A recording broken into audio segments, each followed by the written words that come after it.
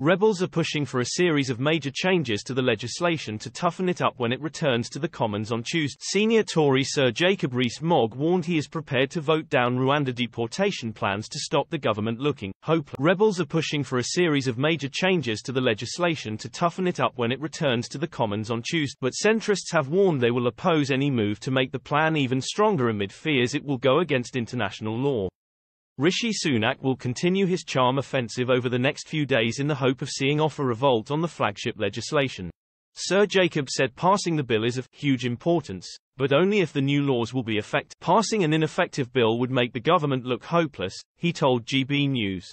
In many ways, it would be better to do nothing than to fail again, because this is actually the third go at trying to get people deported to Rwanda. Former Prime Minister Liz Truss said, "We need to crack down on illegal migration and remove the loopholes being exploited by activist lawyers. It's essential the legislation we are passing is watertight.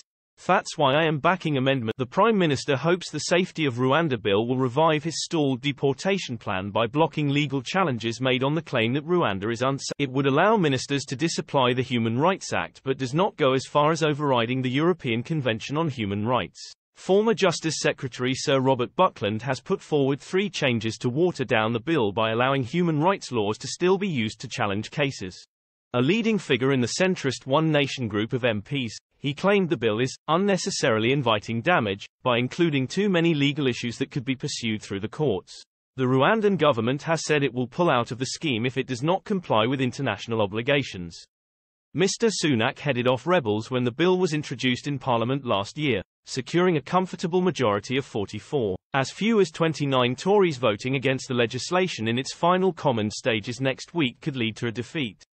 More than that have backed the rebel amendments from the right of the party, although some of those are planning to support the government in the key vote that would send the bill on to the Lords. A Downing Street spokeswoman said the government will be looking at the detail of the amendments submitted by MPs and continuing our engagement with parliamentarians. She added the government does not want to do anything that would collapse the partnership with Rwanda or jeopardize the efficacy of the bill.